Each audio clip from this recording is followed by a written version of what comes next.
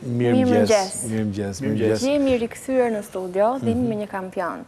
Një kampion që kolegu nuk e priti mirë fort se tha është sport i rrezikshëm, është sport që për ne që nuk dim. Për këta. Por kampionët nuk njohin kur humbje. Për shembull, sa i madh është motori me cilën ti garon? Është 600. 600 kubik. 600 kubik. Është sa një makinë, sa një smak. Vetëm kur e mendoj, domethënë dridhem, Po çfarë shpejtësie arrin në rektilinja? 280. Sa? O zot. Me sa futesh në kthes? Po kthes varion, po nga nuk e di 80 edhe 150 varion. Kam dashur gjithmonë të pyes atletët si puna jote. Këtu te gjuri ata mbajnë një kuzhinjet? Po. Që Po. Që në rast se e pastaj ndron. A pse ndrohet ajo? Po. Që ka fantastike domethënë. Ndrohet kur? Gjatë kohës që ti Është e njëjta kuzhinjet që mund ta përdorim për kolegun te koka? Jo. Nëse të bëjmë serioz, koleg, kemi përpara, pra kemi në studio sot kampionin e dyfisht të America Moto Twins Cup. Çfarë gare, çfarë kompeticioni është ky? Po është kampionati më i madh motorës në Moto America, në Amerikë, quhet Moto America. Edhe ka shumë klase, po ajo që bëja unë është ajo me 600, është quhet Twins Cup edhe bëra edhe Talent Cup me motore të re këtë vit. 2 herë kampion në 2 gara të ndryshme? Po. Bëhen 2 gara në vit? Jo, ka 2 disiplina të 2 garë, po ka sikur më duket 7 ose 8 weekend. Okej. Më dhe 7 fundjava që bëhen gara. Si që është MotoGP-a, domethënë duhet të jetë një kategori pak më e ulët se MotoGP-a. Po besoj se synimi është gjithmonë në MotoGP-a, po ja. Po. Dhe ti tashmë je në moshën që mund të pretendosh, domethënë. Po, kam 16 vjeç, po 17 në një muaj, po... Pse ka kufizim moshe? Po, patjetër. Nuk futesh dot në një moshë të re fare. Duhet të kesh 18 vjeç. Ti sa je? Atëherë, do mbarojmë emisionin, do ikim bashkë te Rruga Kavajës dhe ti Jo, koleg, nuk ka nxitim. Po nuk ka nxitim. Shiko, nuk ka nxitim sepse disa herë kam bërë ato patentën ndërkombëtare te Rruga Kavajës. Koleg, nëse flasim për motor, kemi Ducati, është kryefjala, është Ducati. Po, një nga... Që vjen nga Shqipja. Markat nga brendet më të... Mos e ngatroni djalin, jo.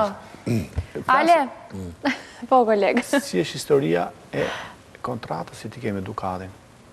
Po, unë kisha fituar kampionatin, e pastaj unë po flisja me të gjithë, edhe Ducati ishte sikur shelta më mirë.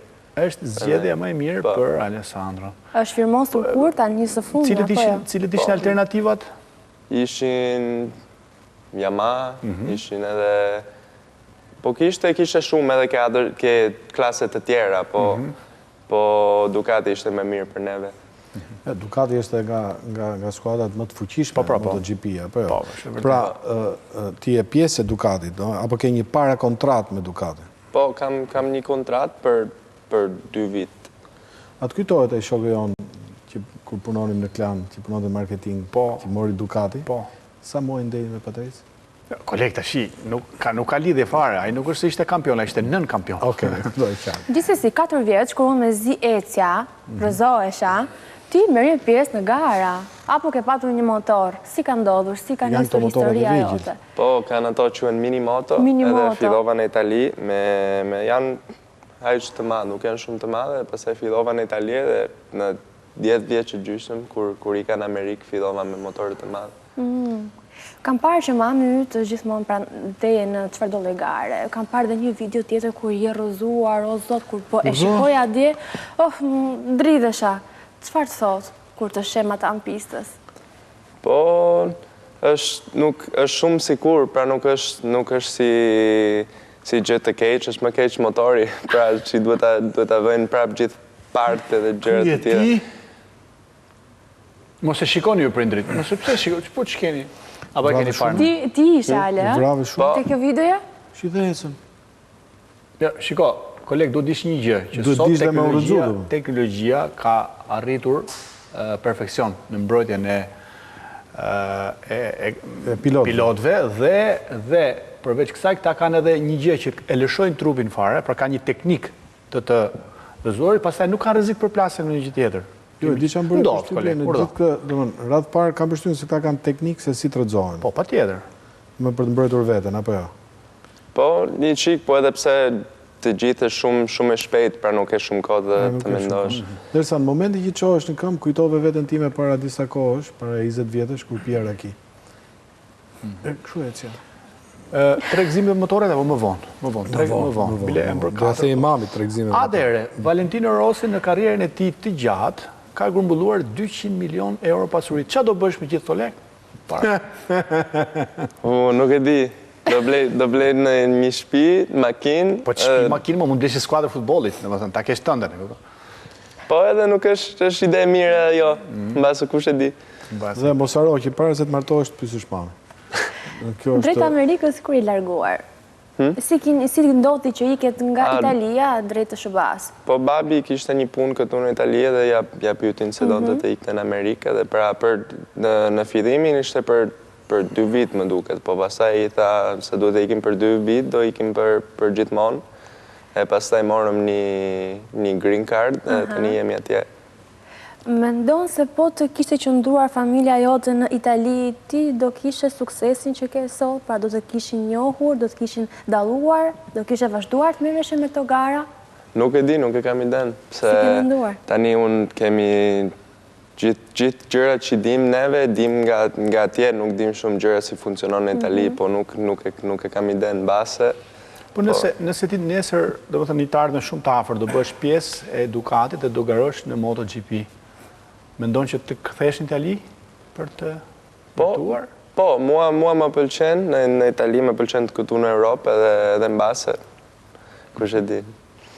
Ju do të bërë një stërvitje speciale, ka përshtypjen apo jo?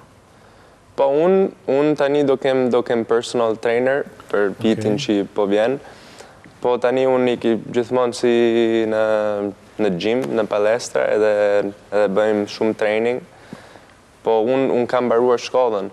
Pra tani mundet të bëj training, kur gjithë shokët të mi janë në shkollë, dhe pastaj mundet të ri me shokët gjithë ditën. Po si e mbarove shkollën ka shpejt? Po pse në Amerikë kanë 4 vit, nuk kanë 5 ke shkolla high school.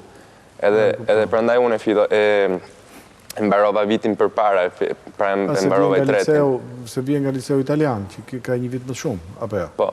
Po. Ti je njeri që vetëm i jep motorit, apo dhe i njef në pikpamjen mekanike, elektronike? Unë nuk njef shumë, po njef sa gjëra si suspension, gjëra të tilla, pse du t'ja thua shtimit si funksionon motori, kështu ti bësh ato changes to the bike, që ta bësh më mirë. Shohim garat e tua mamin, po babi nuk është tifoz i gara motora? Është pro, kundër, apo? Po, babi ai është bët shumë nervoz kur kam garat unë, pra nuk i shef live, i shef pastaj. Ska faj. Edhe unë po të live score do i shifja, apo? Po. Djalim luan futboll dhe nuk s'kam zemër ta shoh, se thash do ma vrasim në njëri të këmbë. Ti e me zemër të butë, do më thënë, me mënd, ka njerës që po qajnë se po ikën motra. Jo, të lutem mos vazhdoni prap. Ale, të kujtohet momenti i parë kur të zbuluan si talent.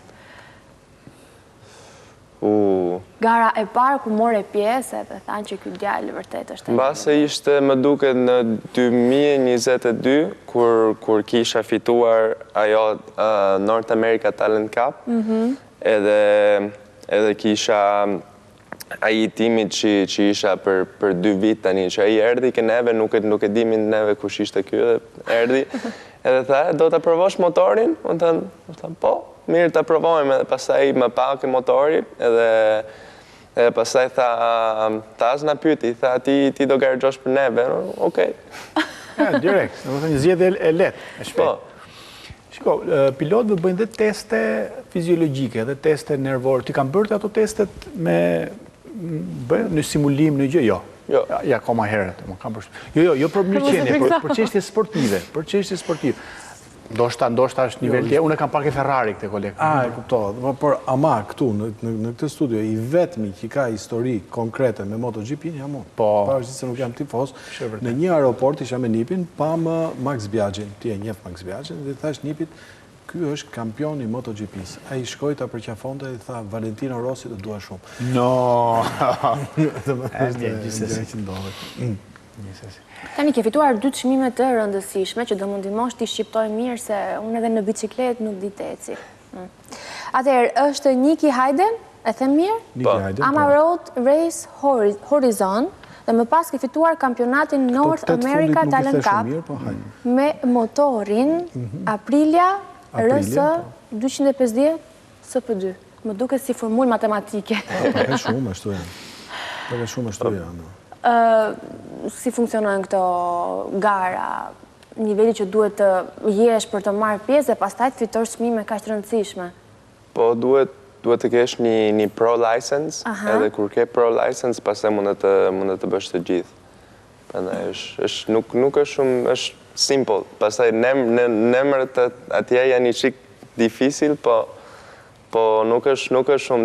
Ti bën një çik gara kur je i vogël dhe pastaj më duket duhet të bësh top 5 në një kampionat ashtu dhe pastaj mund të marrësh një pro license që të bësh gjithë ato gjërat.